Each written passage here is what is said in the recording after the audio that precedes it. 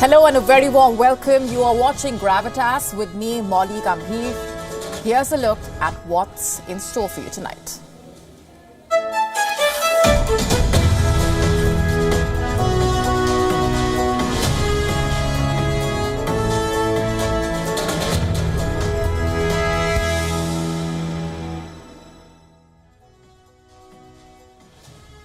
Years ago, Ukraine burst open like a volcano, spewing lava into Europe.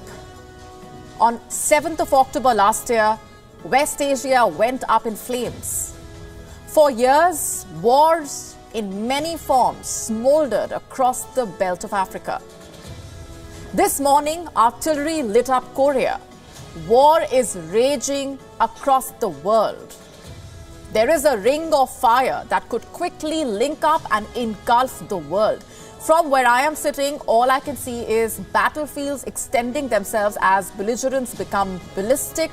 All I can hear is the sound of war. Is this the start of a new world war?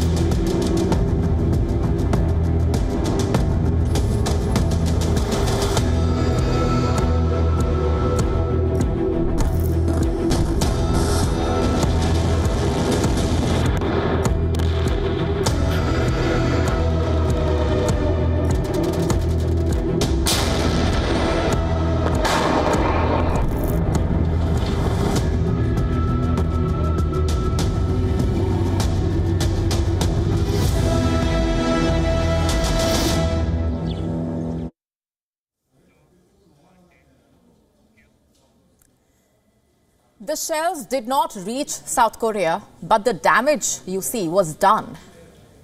In situations like these, just a provocation is enough to start a ripple effect. And this ripple effect, by the way, has already started. The residents of Yeonpyeong Island have been asked to evacuate. They received a text message, basically, saying there would be naval fire by South Korean troops. Is South Korea preparing a response is the question. It has said as much. Pyongyang says it will, quote-unquote, implement measures in response to North Korea's provocations. We know that South Korea has already conducted live fire exercise. Could there be more is the immediate question. In the north, leader Kim Jong-un has sounded the war bugle. He has asked the country to prepare for a military showdown. Kim's dynasty has been waiting for this moment for years now. This is the chance, after all, to show off North Korea's military prowess. Its advancement since the 1950 Korean War paused. Kim has asked North Korean army to ramp up production of various missile launch vehicles.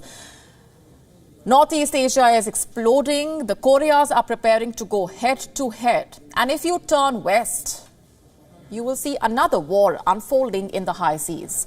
This war is closer home and threatens to draw in India. An India-linked vessel has been hijacked in the Arabian Sea. The ship's name is MV Lila Norfolk. It was sailing from Brazil's Port do Oco and it was en route Bahrain. The vessel was hijacked 300 nautical miles east of Somalia. The ship is Liberian flagged. There are 15 Indian crew members on board. That is the India Connect. India received an SOS call from this ship last evening. The Navy responded promptly. A maritime patrol aircraft was dispatched. The Navy also deployed a warship, INS Chennai. India's Marine Commandos have embarked on the hijacked vessel, and the SOS message indicated that there were at least 5 to 6 unknown armed personnel on board the vessel. Chances are these are Somali pirates. They are an old nuisance and have been one of the many reasons ships avoid sailing near the Horn of Africa and then going around the continent through the Cape of Good Hope. The Suez Canal is a safer, cheaper and a faster alternative.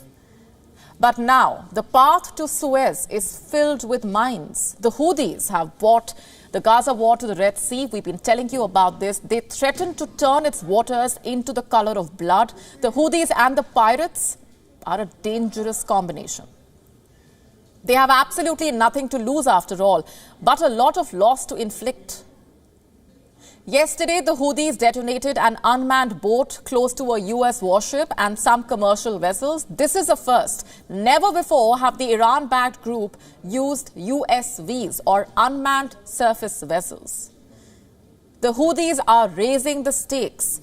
They are using complicated war machinery like these suicide boats. These boats usually explode upon impact. Sometimes they are remotely detonated, like in this case.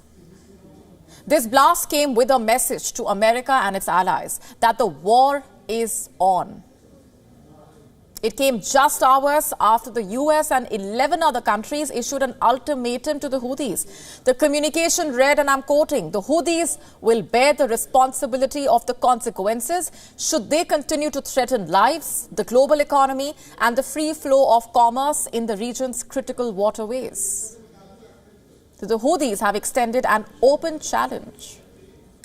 The question is, how will America and its allies respond? Will they hit Houthi-linked targets in Yemen? And if they do, they risk setting the entire region on fire. Starting with Iran. On land, there is already a sense of widening conflict. Cross-border fighting has escalated between Israel and Lebanon-based Hezbollah. Israel is now conducting airstrikes in the heart of Lebanon. The IDF has released videos of airstrikes on a Lebanese town.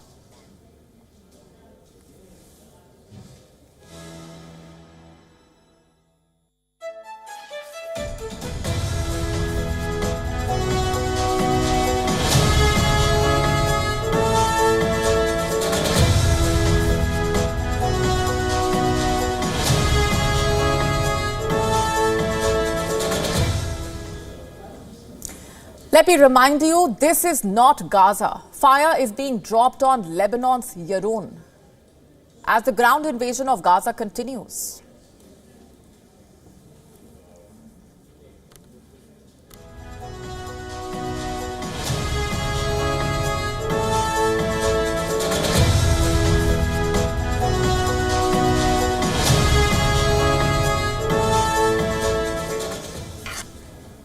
And this is more proof that the West Asia war is expanding. IDF says it is targeting Hezbollah infrastructure without telling you that Israel is actually opening the door to a bigger war. And this war threatens to engulf all the regional players. Look at Iran. You will sense the tense calm that generally precedes a war. Iran's President Ibrahim Raisi has visited the grave of Qasem Soleimani after promising to avenge the twin blasts that killed over 100 of Soleimani's supporters on the 3rd of January, the 4th anniversary of Soleimani's assassination. The Islamic State has now claimed responsibility for the attack, but Iran is pointing the finger at Israel. Fire continues to be exchanged in mainland Europe. The focus has shifted to Ukraine's Sankivka. This is in the Kharkiv region. The video on your screen was released by the Ukrainian ground forces. It claims to show Russian military vehicles advancing towards Sankivka.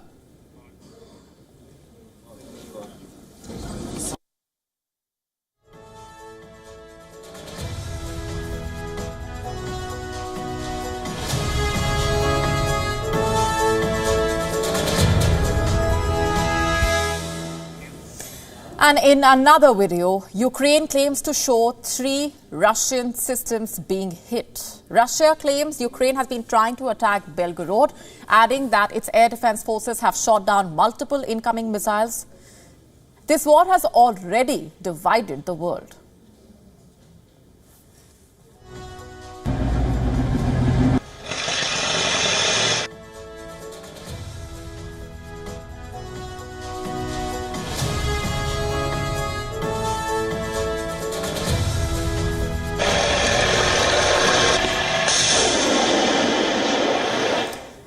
And let's now turn to Africa.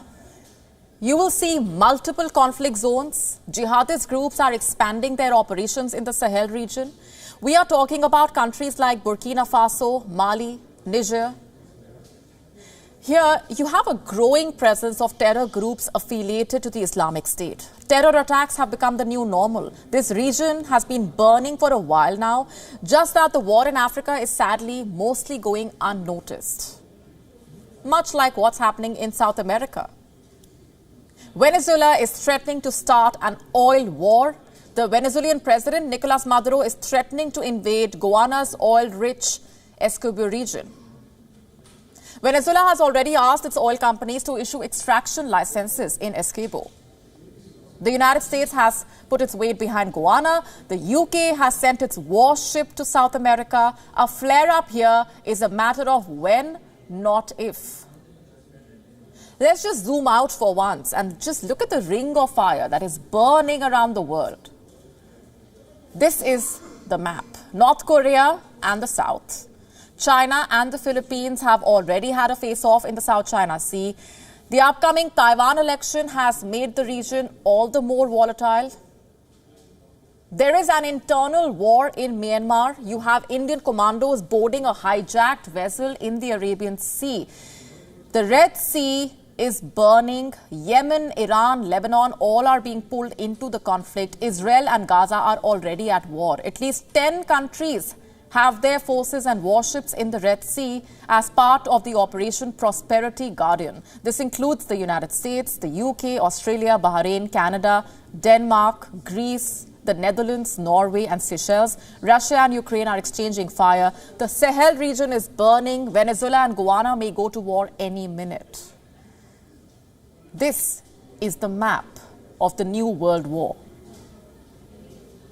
Like all wars, here too you have alliances. We have been telling you about a growing alliance since 2023. That's CHIM, China, Iran, Moscow. And now you also throw in North Korea there. The White House says North Korea has been providing ballistic missiles and launchers to Russia. 30th of December 2023, Russian forces launched at least one of these North Korean ballistic missiles into Ukraine. And who else is a part of this alliance? Turkey has blocked 2 British minehunter ships donated to Ukraine from transiting its waters. This NATO member's allegiance remains uncertain as America and its allies come together in preparation for this new war. Where does India stand? India has not joined the US-led Operation Prosperity Guardian in the Red Sea, but New Delhi has vowed to avenge the attack on the India-linked vessels. As I speak, Indian Navy ships are patrolling this area. They are keeping a watch on Indian ships. India has also deployed warships in the Arabian Sea. This includes INS Kochi, INS Kolkata, INS Chennai. India has also deployed a Talwar-class frigate in the region.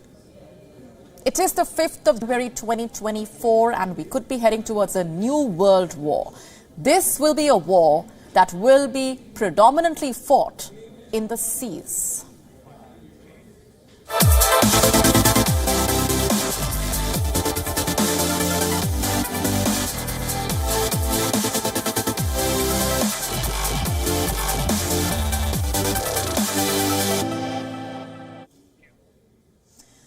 Moving on to our next story for the night, I want you to look at some pictures first. These pictures have taken the internet by storm.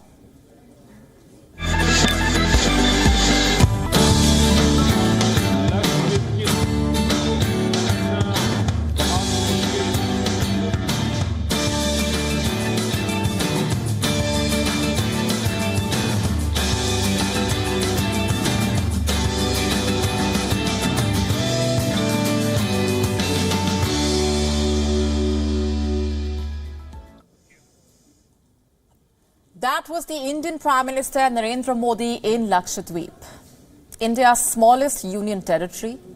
He was seen snorkeling in the tranquil waters, also relaxing at a beach. And after this experience, he had a piece of advice for adventure lovers: to add Lakshadweep to their travelling list. While Prime Minister Modi's pictures have broken the internet, one cannot help but admire the beauty of this place. The name Lakshadweep itself is quite fascinating, by the way. In Sanskrit and Malayalam, it means 100,000 islands. There are sun-kissed beaches, lush green landscape. The breathtaking views begin the moment you set foot there. Have a look at all of this for yourself. This is the Agatti Aerodrome, Lakshadweep's only airport. It has a one-passenger terminal and a single airstrip. And as you can see, the landing strip is surrounded by water. What's also striking is the resemblance between Lakshadweep and the Maldives. Both have pristine white sand beaches. Both offer beautiful coral reefs. There are luxury resorts to relax. You can also go snorkeling and see the diverse aquatic life. But there is one huge difference. If you are an Indian, it will be much easier for you to visit Lakshadweep. So can this archipelago replace the Maldives for Indian tourists? It's cheaper, you will not need a passport, plane tickets will be lighter on your pockets, and there will not be half as many tourists. While Lakshadweep does not lag behind in beauty, what it does lack is proper infrastructure. If it is to compete with the Maldives, it will have to step up its game. The port infrastructure is weak. For the longest time, it has relied on the mainland for essential goods. And when the sea turns choppy, it's difficult to ferry goods from Kochi and Mangaluru. There's also the lack of healthcare facilities and educational institutions. But the government of India is set to address these issues. It is trying to provide houses, toilets, electricity and gas to poor households. Just a day ago, Prime Minister Modi laid the foundation stone of development projects in Agatti. These projects are worth over 1,150 crore rupees. That is more than $138,000. This includes a submarine optical fiber connection project. It will provide high-speed internet.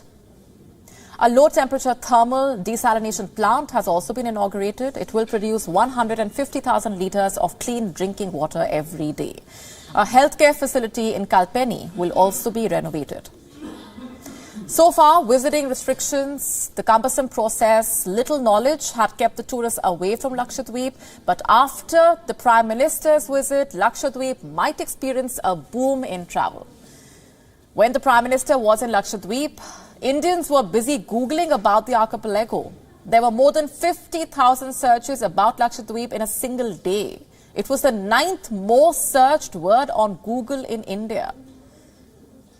So what does this mean? Will Lakshadweep witness a boom in tourism? Will Indian tourists prefer flocking to Lakshadweep over the Maldives?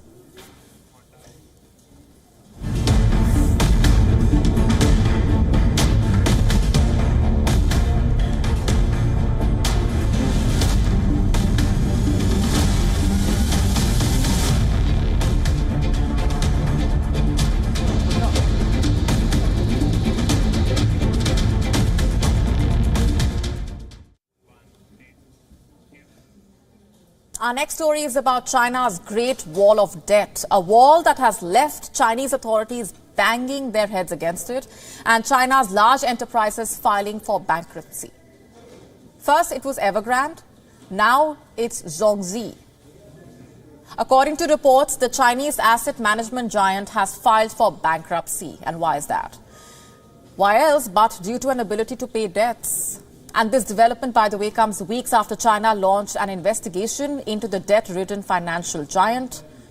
Here's what a statement published by a Beijing court on WeChat reads. Let me quote, Zhongzi applied for bankruptcy liquidation because it cannot pay off in debts that are due. Its assets are insufficient to pay off all debts and it clearly lacks the ability to repay in full. We found that the application meets the reasons for bankruptcy specified. Remember, in November, cops in Beijing, where Zhongzi is headquartered, had launched an investigation into the company's affairs. They said that it was probing the company for alleged offences and had taken measures against several suspects. What offences, you ask? And which measures? This the police did not specify. Zhongzi, which is little known outside financial spheres, had earlier declared itself insolvent. This was after its arrears were estimated to be at nearly $66 billion. But that was not always the case. During China's real estate boom, many developers used Zhongzi to finance their projects. In fact, according to investment bank Nomura, the company managed assets worth more than 1 trillion yuan. or $141 billion. But in recent years, the group caught up in China's property crisis, leaving it unable to repay the investors. And now Zhongxi's bankruptcy raises fears of far-reaching consequences for China's financial system, especially given how it follows the downward spiral of property developer Evergrande, whose troubles continue to take a toll on the country's real estate sector and the economy overall. Last year, in fact, just in October last year, a Reuters report said that local government debt in China had risen to 92 trillion yuan or $12.58 trillion. This number is truly staggering, and if analysts are to be believed, matters are set to get even worse. They say next year, in fact, this year itself, China is set to sink further into debt. They predict a rise of 4 trillion yuan, that's equivalent to $570 billion. Now, for the sake of perspective here, this debt far exceeds America's burden. As of December 2022, America's overall debt was around $31.4 trillion.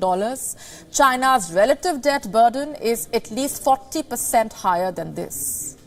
And if this does not highlight the precarious situation that China is in, then perhaps it's worth considering this report. It says due to this massive debt distress, Chinese cities are struggling to pay their bills. They are slashing the wages, cutting the public services, and reducing the fuel subsidies. And where are these cities located? Mainly in these provinces: Heilongjiang, Hebei, Guangdong, Zhejiang, Jiangsu, Hunan, all these provinces are struggling with mountains of debt, and the road to recovery is not quite visible. So from the property giants to banks to local governments, almost everything in China is sinking under debt.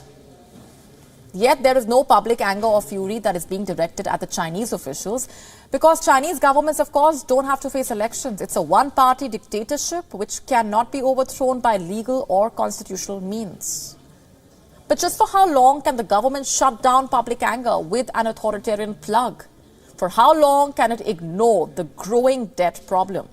For how long can it leave the local governments to fend for themselves? Chinese citizens have started to raise these questions with unpredictable consequences.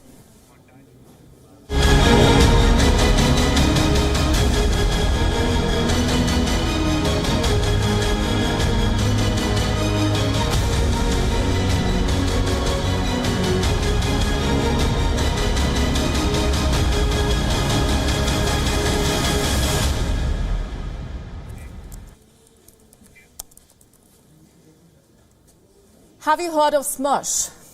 It was the name of a Russian counter-espionage organization which originated during the Second World War and was responsible for maintaining security within the Soviet armed and intelligence services.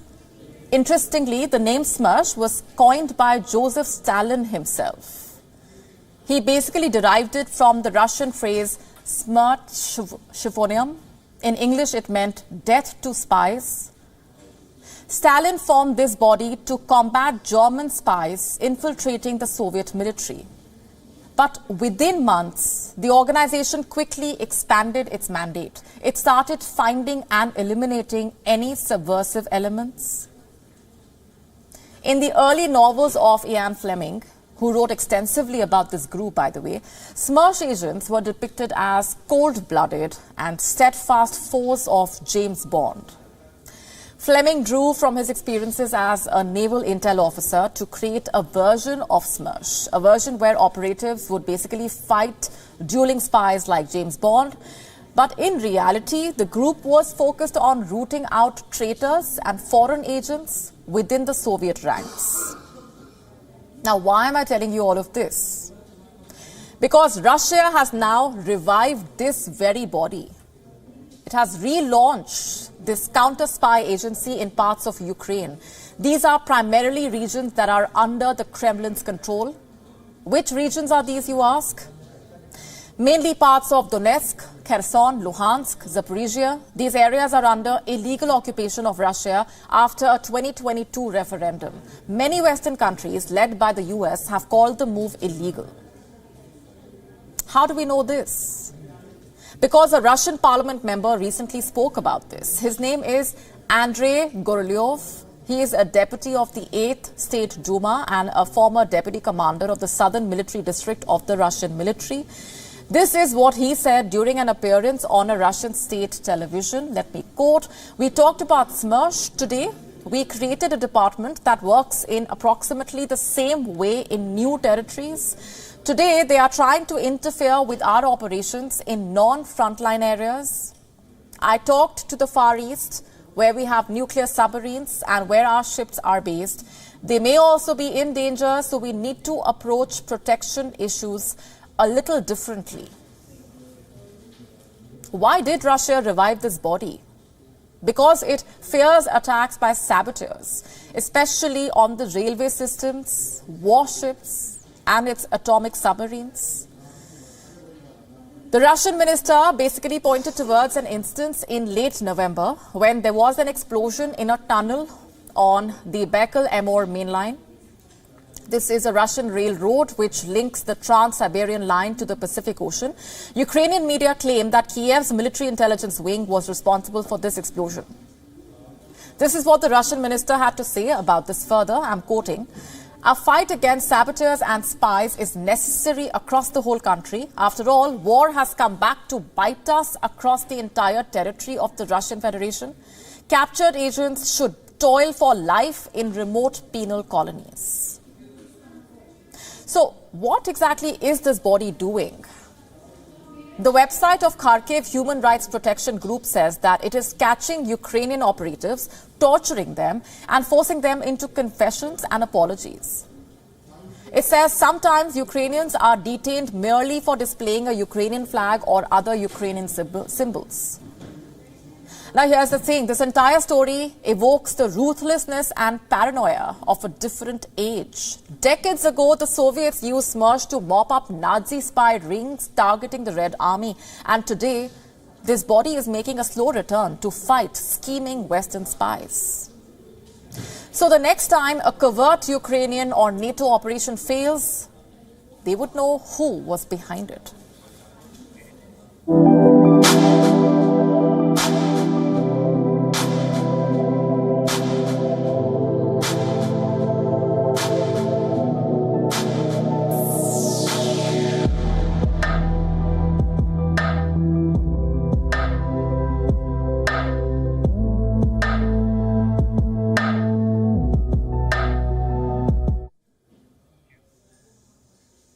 In the year 2024, NASA will be taking a significant step towards advancing space exploration and innovation. The space agency has chosen the recipients of its 2024 Phase 1 awards. What are these awards all about? They will basically financially support these ideas in order to operationalize technologies that can be used in the upcoming agency missions. Our next report, getting you the complete story. The NASA Innovative Advanced Concepts program deals in cutting-edge ideas. It funds studies to explore potential technologies for real-time use. In 2024, the program is funding at least 13 concepts, ranging from exploring low Earth orbit to venturing into the stars. According to NASA, the combined maximum award is $175,000 in grants. The studies will play a crucial role in evaluating technologies that could shape the future of space missions. The 2024 class of NIAC awardees promises diverse explorations. One standout proposal is from Zhisheng Zha of CoFlowJet LLC in Florida, a landing craft designed for Mars exploration. Thomas Eubanks of Space Initiatives Inc. in Florida envisions a swarm of tiny spacecraft traveling to Proxima Centauri, our sun's nearest interstellar neighbor. Using a novel laser-sailed craft and laser communications, the swarm could provide valuable data about Proxima Centauri. Another noteworthy proposal is from Geoff Landis at NASA's Glenn Research Center in Cleveland. He envisions a spacecraft capable of not only surviving the harsh environment of Venus, but also returning samples from its surface using innovative high-temperature technology and solar aircraft. An innovative concept from Ryan Sprenger of Fauna WION explores the potential of mammalian hibernation, specifically the energy-conserving state known as torpor. The study is aimed at mitigating the physical and mental health risks associated with space travel. It involves investigating torpor in animals to understand its application in space health for humans. The add-on ALF system suggested by Stephen Benner, Foundation for Applied Molecular Evolution from Florida, can be used on all celestial bodies where water will be mined to analyze life, indigenous or introduced, Earth-like or alien. The NASA researchers known as Fellows will utilize their NIAC grants to operationalize the fundamental premises of their concepts. Bureau Report, WION, World is One. 3, 2, 1, 0.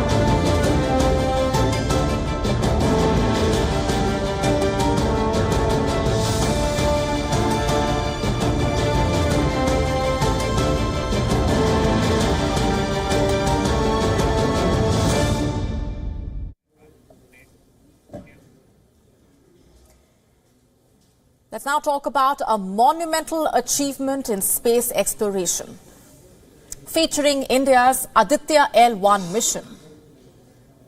This mission marks India's venture into space-based solar observation, launched from Sriharikota on the 2nd of September 2023. It's on a mission to unravel the mysteries of the sun. The Indian Space Research Organisation, or ISRO, has confirmed that Aditya L1 is scheduled to reach its critical destination orbit on the 6th of January at 4 p.m. Indian Standard Time. This mission, as I mentioned earlier, is a significant step when it comes to understanding the dynamics of the sun and also their impact on our planet. The ISRO chairman has shared that Aditya L1 will soon reach the Lagrange point 1, a strategically significant point 1.5 million kilometers from Earth. That's where the gravity between our planet and the sun balances each other out. Although other celestial bodies like the Moon, Mars, Venus affect this balance, L1 provides a uniquely stable position for continuous and comprehensive solar observations.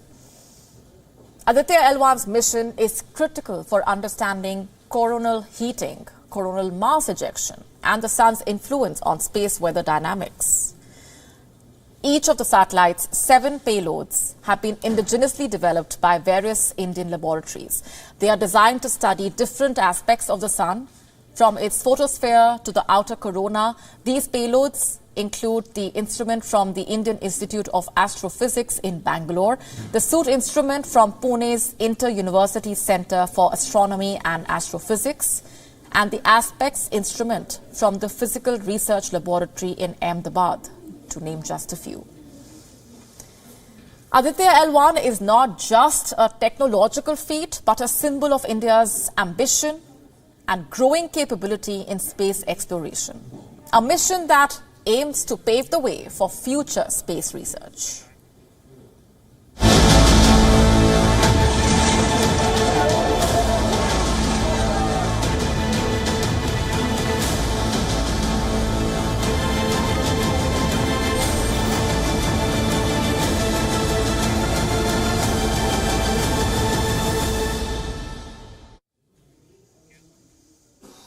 America is returning to the time of the wild, wild west.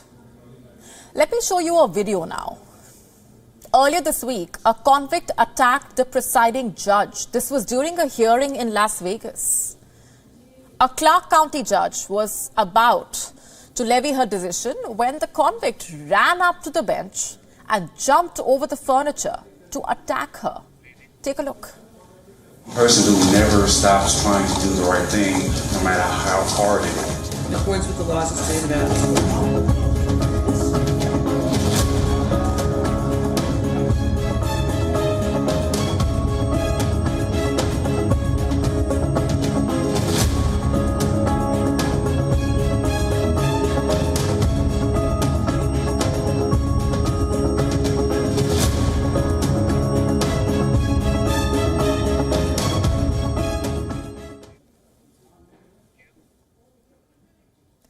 In which civilized society does something like that happen?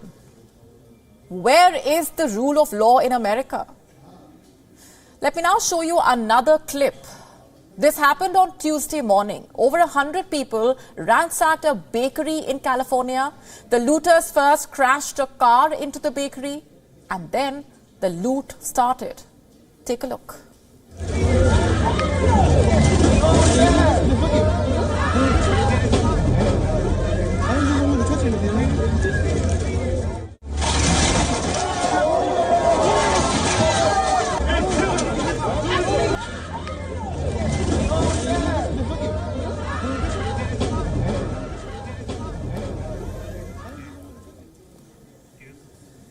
This is the state of the United States of America. Today, Americans can walk in and loot a shop. They can empty the shelves and the shop owners cannot do much. Doesn't say a lot about the country, does it?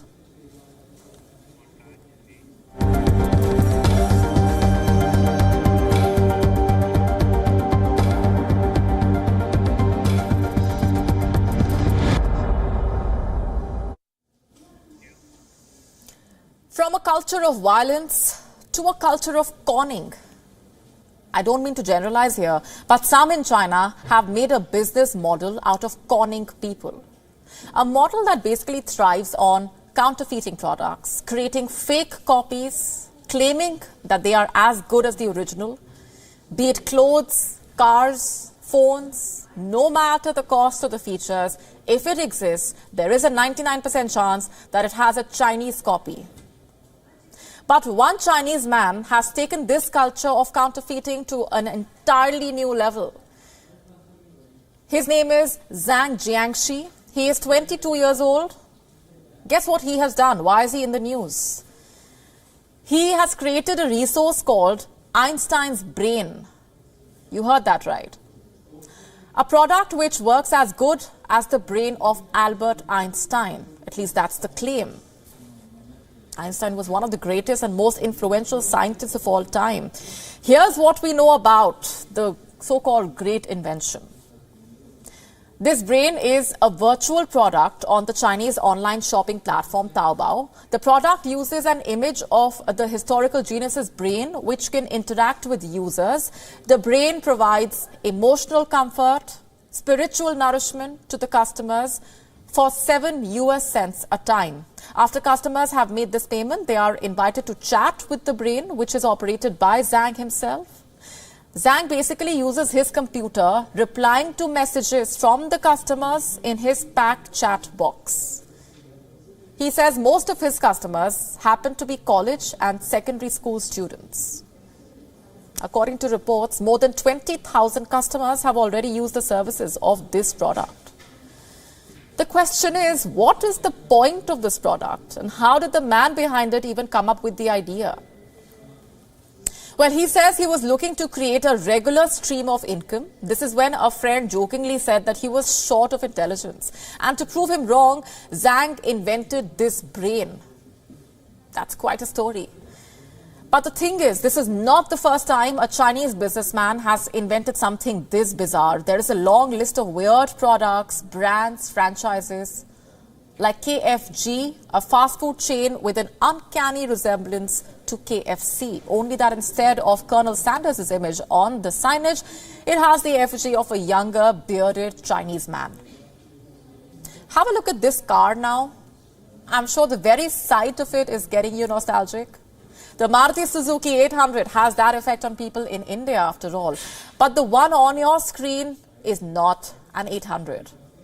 This is Jiangnan TT, the cheapest car in China, a rip-off of the good old Maruti Suzuki 800. This one, by the way, costs just 20,000 yuan or $3,000, 2 lakh Indian rupees. It's based on the same model, equipped with the same engine, the same features, gives a similar power output. It's quite brazen.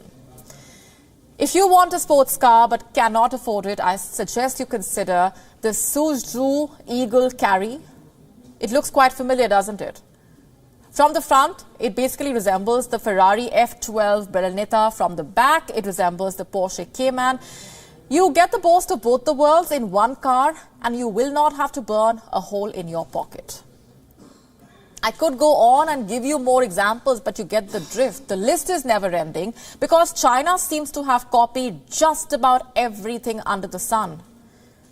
Einstein's brain, I'm afraid, is not the first, and neither will it be the last.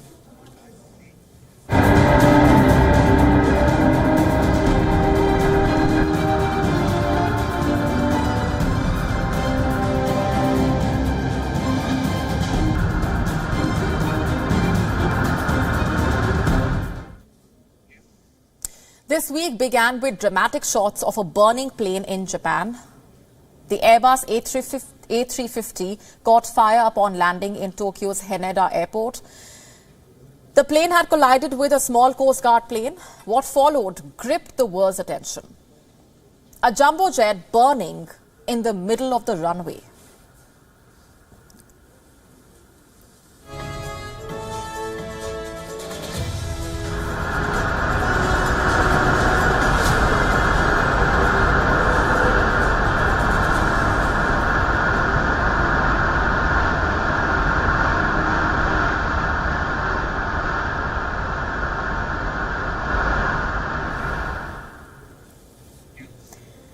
There were 367 passengers and 12 crew members on board this burning jet. All of them made it out safe. It was a miracle, to say the least. One that was made possible by discipline. Why do I say that? Have you heard of this 90-second rule? This period of 90 seconds is what separates life from death during air disasters. What exactly are these precious seconds all about? Let me break it down for you. During the testing and certification stage of an aircraft, the manufacturers need to demonstrate that all passengers can be evacuated from the aircraft within 90 seconds using not all but just 50% of the exits. The cabin crew and the ground personnel are basically trained to ensure this. Should there be a life-threatening situation, everyone is out within the stipulated time. In case of Japan's burning plane, they abided by this deadline and everyone was safe. What if the same incident, God forbid, would have happened in India? Would Indian passengers be able to maintain that 90-second deadline?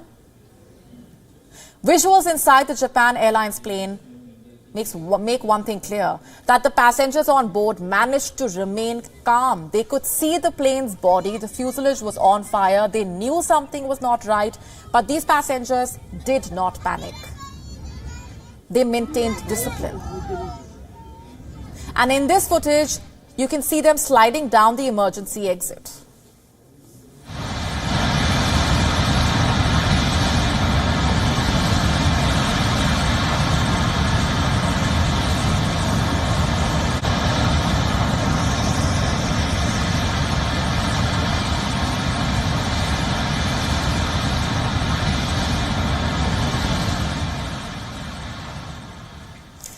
Now just contrast this with what happens in Indian flights. Discipline is up in the air. Impatience takes over. The moment a plane touches down, you hear seatbelt clicks, people stand up, impatient to leave, to say the least, long before the doors of the aircraft are even opened. You have the cabin crew screaming, asking the passengers to sit down. How many of them listen? And when the doors open, it's utter chaos, people jostling to take their bags from overhead bins, fighting for a place in the exit queue. It's total madness. The kind that everyone who has flown in India can relate to. How do you think Indian passengers will behave in case of emergency? Will they follow the instructions? Will they keep calm? Will they maintain a queue, or will the person sitting next to the emergency exit open the door even when he is not asked to, even if that is the side where the fire is raging? Imagine the situation. What do you see? Punches being thrown, abuses being exchanged, entitled passengers trying to break the line. Indian flyers need to remember these visuals. They need to remember the escape story. This is a case for keeping your behavior in check the next time you are boarding a plane.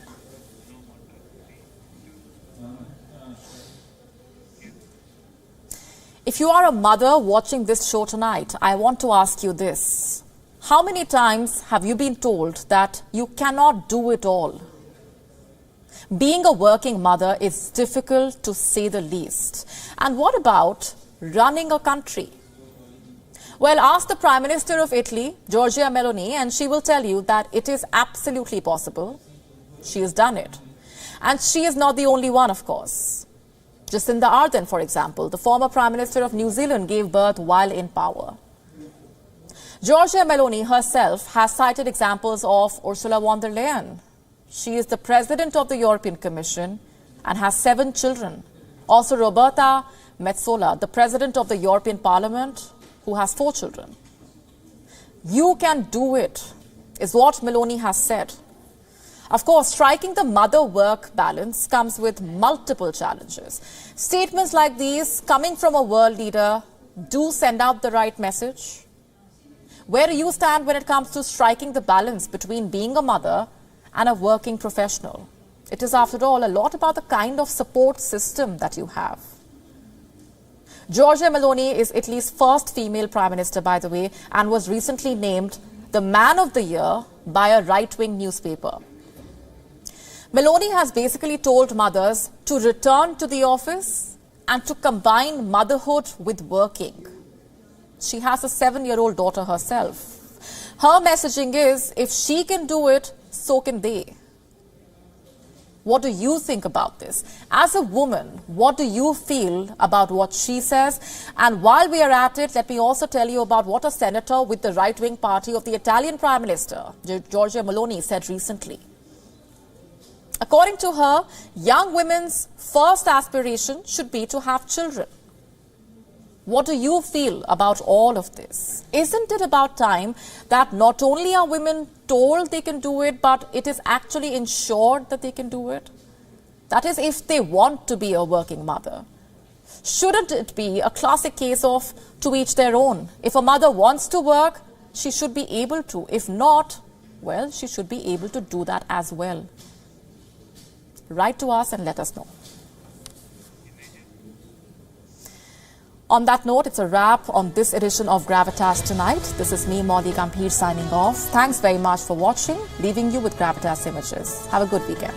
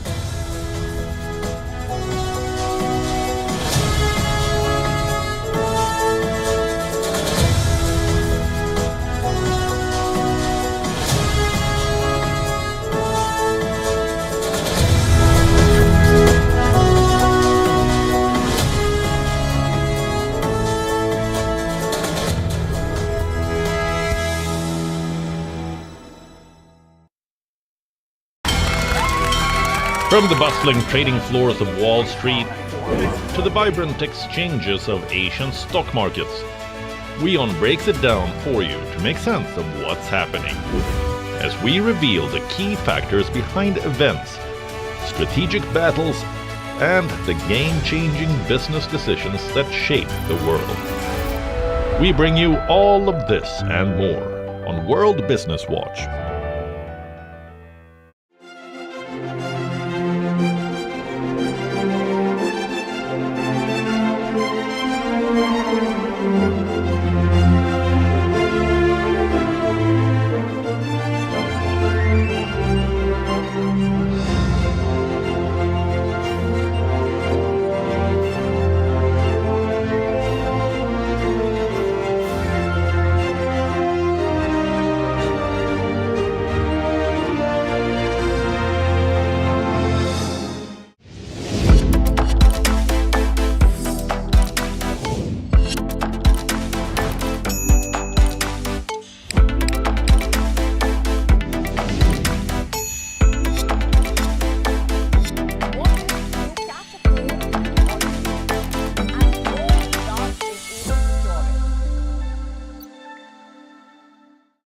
on E-Club this week. We give you a lowdown of all the big releases of 2024. Find out all about the first award ceremony of the year, the Golden Globes. And meet Indian actor Siddharth Chaturvedi as he talks about his film Khogai Hum Kahan. Hi guys, this is Siddharth Chaturvedi and you're watching me on WION. All this and much more with me, Alison Lagrange, on WION at these times.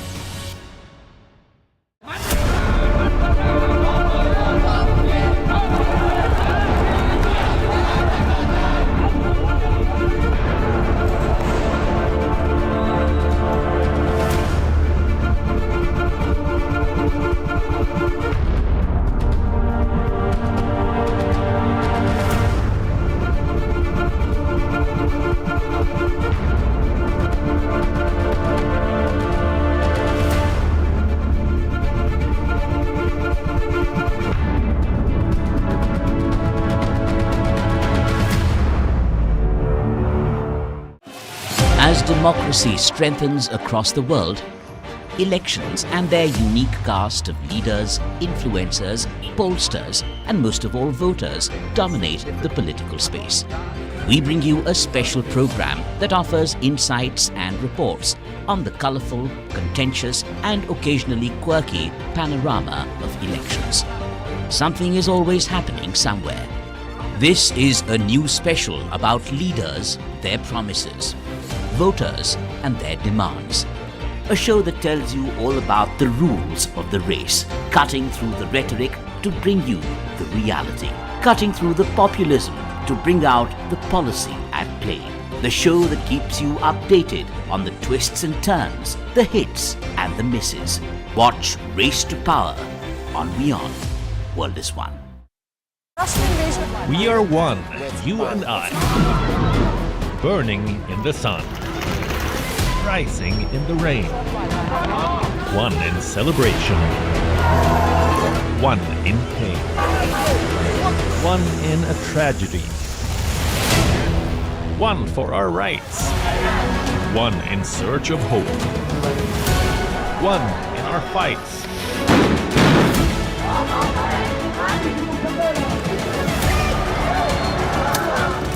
One beyond borders. One beyond our race. This could be one In the face of adversity. We are one, you and I, and it's our right to know how and why. WION, you are more connected than you know.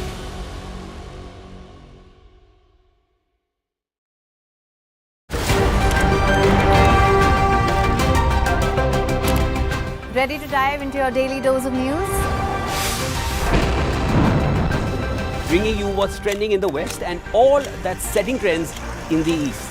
And all of this served up with a side of insightful banter. We don't just bring you the latest stories. We bring you your talking points for the day.